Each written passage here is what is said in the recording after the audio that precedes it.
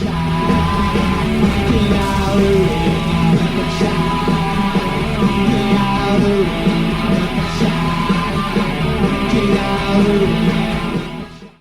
what's up, everybody? It's McLeod here for LowBlowRadio podcast. I'm going to bring you an episode of Eric After Dark. I just watched episode 72 of AEW's Dark. It is, I'm doing this on Thursday, but it was Wednesday, January 27th, 2021.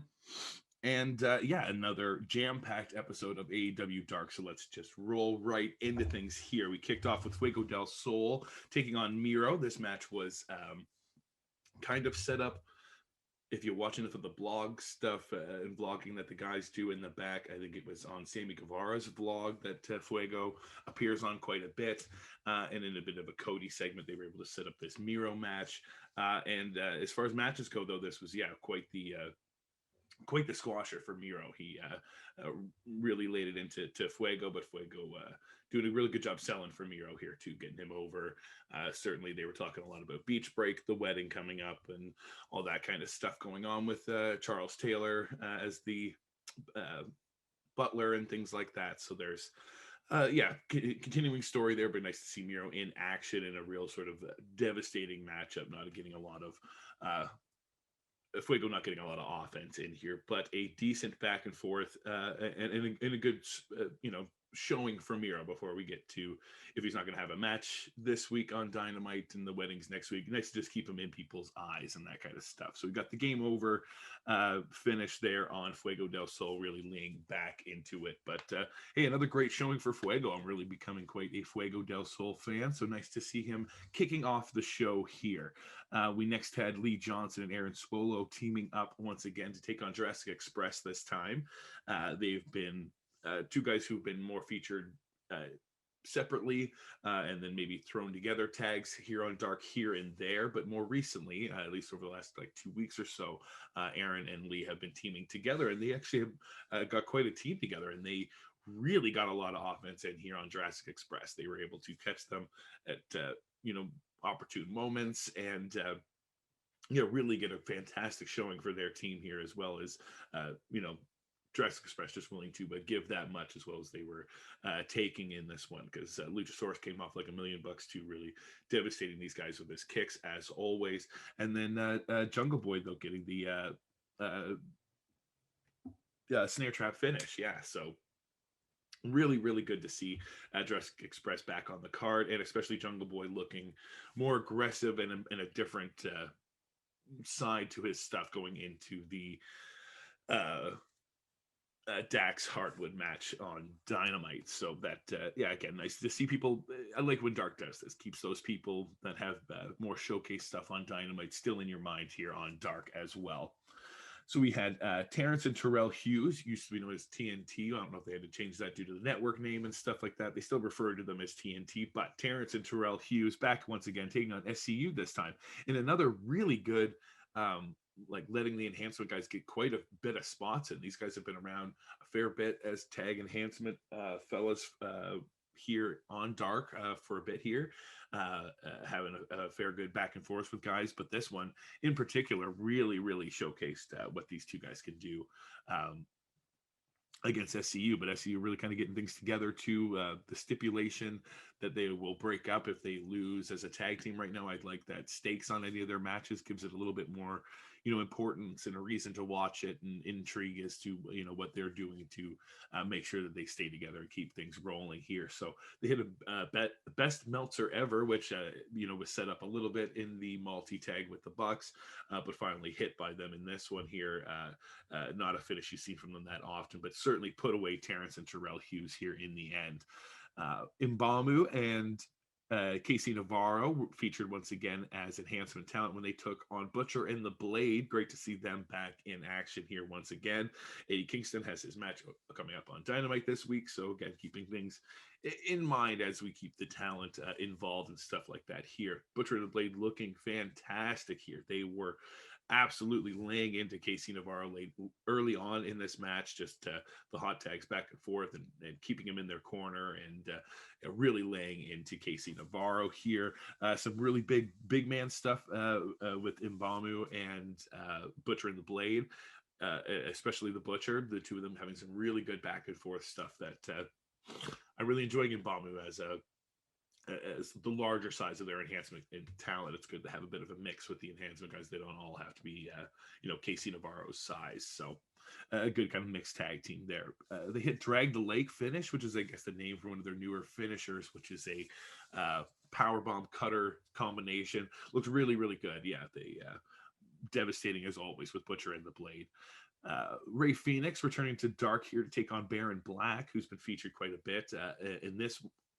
I'm going to say this episode of Dark, for people who have been following along, was definitely a great showcase for some of the guys who have put the work, men and women who have put the work in here on Dark to be seen as maybe a little bit more than enhancement or that next level of enhancement.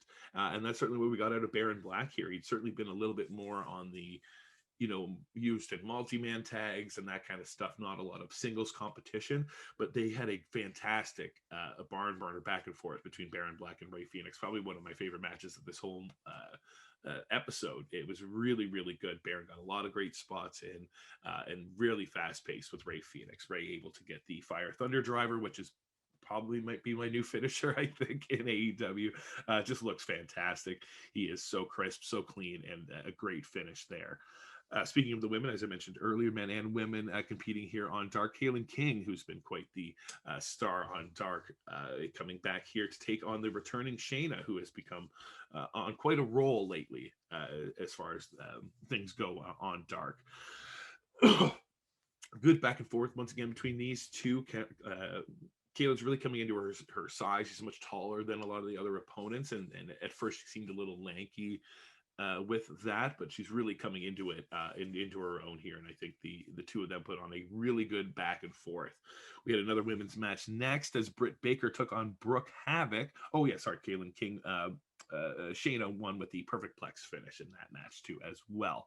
Not to want to make sure I give that one enough love there, but yes, moving on next, Brooke Havoc making her AEW debut and wrestling debut. They had announced that she'd only been wrestling for 4 months out of the Nightmare Factory, one of their participants there, and she was taking on Britt Baker. Britt certainly carrying her through this match, but without them announcing all that kind of stuff, she certainly didn't look like a green 4-month a long wrestler. I think there's quite a bit of work to be done with Brooke, but she's got the selling down, which is a great place to start. I think that especially if you're going to be enhancement, you have to make sure you're putting over the other people's moves quite a bit, and she certainly made Britt look like $1 million. I had a few too many alliterative B's there, but I got it out eventually. So she hit the lockjaw for the finish. Really interesting thing too. She usually puts her hand out, gets the glove from Rebel, but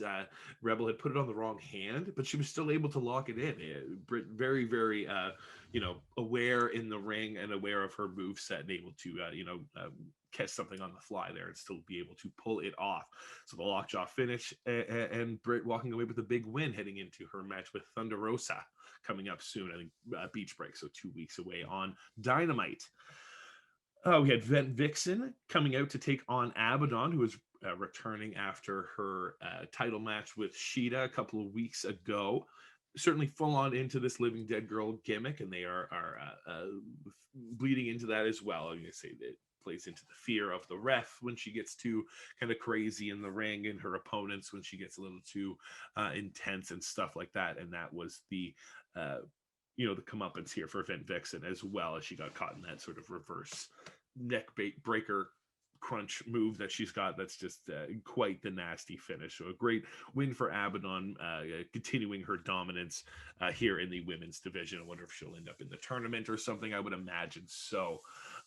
We didn't have a match next, but we had the Pretty Peter Avalon pageant provocation walk-off. He had challenged Lee Johnson to a walk-off last week.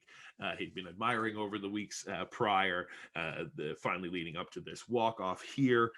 We met the 3 judges, which were Brandy Rhodes, Aubrey Edwards, and Jerry Lynn, everyone's favorite. Great to see him out there. And yeah, Lee Johnson getting double booking here tonight. So nice paycheck for that guy on Dark tonight. Great suit for him, does his little walk, gets a 999 from the judging team. Peter does his walk in his fancy blazer as well. You think he's going to get a 996, but turns out Jerry had his 9 upside down. It was it was supposed to be a 999, but had his 9 upside down. Turned out to be a 6. This led to a very upset Peter Avalon, though, with a very interesting turn of events here, as he was upset coming off of this thing. The person that he had brought out to take out Lee Johnson was Cesar Bononi, someone we have seen on Dark. He had been an NXT competitor for quite a bit, a big guy, but never really utilized over there. Same so here on Dark. They had brought him in for a few matches, great matches, has a good look and that kind of stuff, but they weren't really sure what to do with him. But I kind of am intrigued about the mashup between Cesar Bononi and Pretty Peter Avalon. So let's see what happens in the future between those guys there. Coming up next, we have Santana and Ortiz taking on Ryzen and Mike Vera. This was all about Santana and Ortiz and inserting their dominance in this tag division. They absolutely destroyed Ryzen and Mike Vera in this matchup. It was just absolute utter devastation and proper tag work. These guys are on fire, on point, and seem pissed off about losing that tag match last week. So I think this fire has certainly been lit underneath the Proud and Powerful, hitting the assisted avalanche driver for the finish. Just kind of came out of nowhere. They were just ready to get rid of these guys and move on to what's next for them. So absolutely loved this match. That might have been another top runner for one of my favorites of the entire night.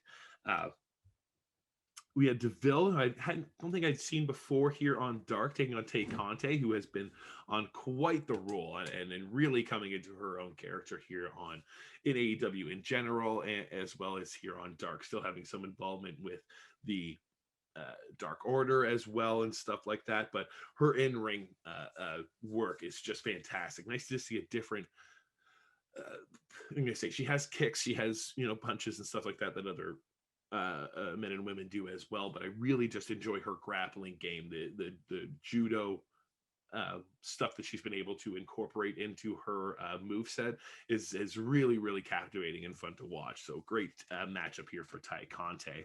We next had 10 from the Dark Order coming out to take on Pay Jazz.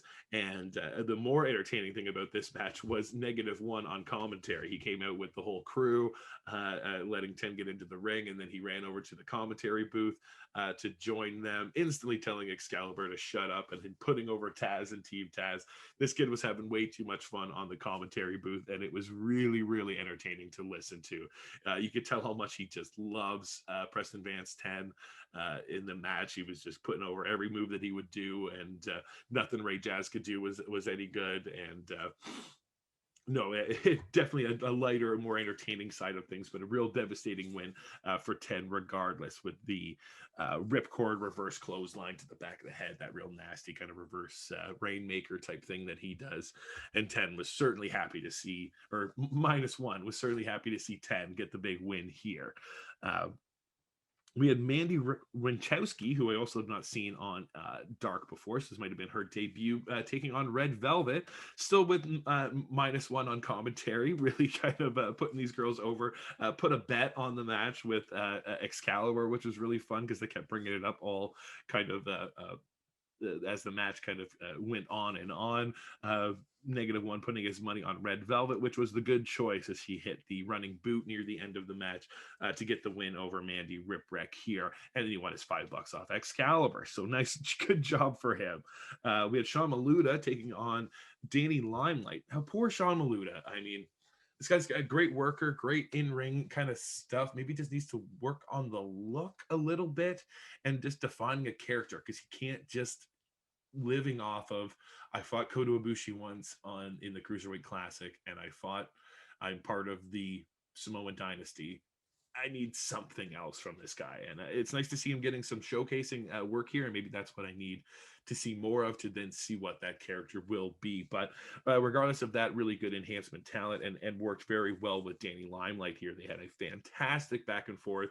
Danny Limelight really, really showing himself as a breakout star as far as the enhancement guys have been on Dark, and I think this was certainly the well, obviously the big breakout one with him finally getting a win here, but looking just absolutely fantastic. I could see them doing more and more stuff with him in this type of situation. So PK finish just looked fantastic. I love that a punt kick. I'm glad it isn't too overdone in wrestling right now, and it just looked.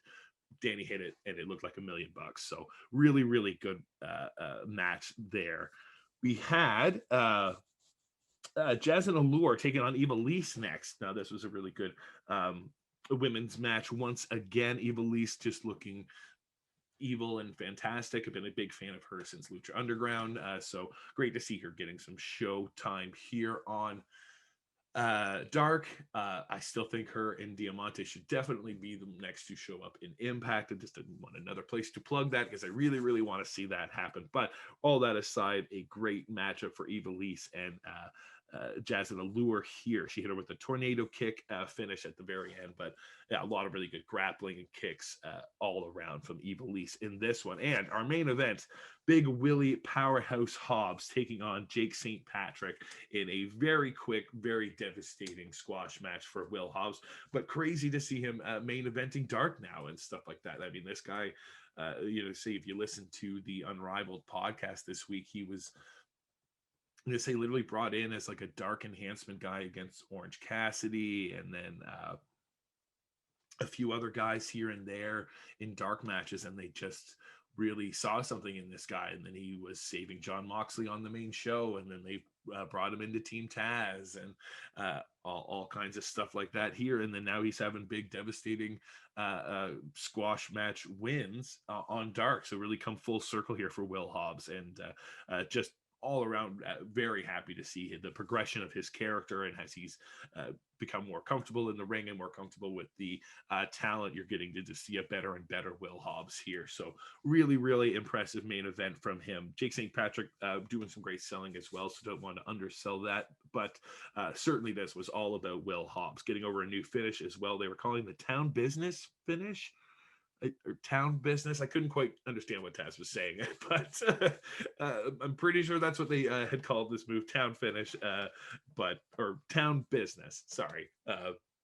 Maybe I got that wrong. We'll have to wait and see. But regardless, devastating and fantastic win from Will Hobbs. And that wraps up this insanely 16 match deep episode of Dark. They are getting a little crazy with these ones here. Pushing 2 hours is a bit much for a online wrestling show, but hey, it's free and it's great content, so I want to make sure I covered it here. And hey, maybe this is a little bit more digestible than sitting there and having to watch the entire show. But recommended matches for sure, I would say Danny Limelight, Sean Maluda, a huge standout, Britt Baker, Brooke Havoc, definitely a standout, and Baron Black, Ray Phoenix, and definitely that main event, Jake St. Patrick and Will Hobbs. So and Miro and Fuego del Sol. So a fantastic Dark, like I say, always a bit heavy-handed because they try to lay them on here, but still great altogether. Hopefully you enjoyed this After Dark blow by blow here on the Low Blow Radio podcast channel, and we'll be back for a regular Low Blow Radio podcast when we cover Dynamite this week. So I think that wraps things up for me, and I will see you next time here on Low Blow Radio podcast.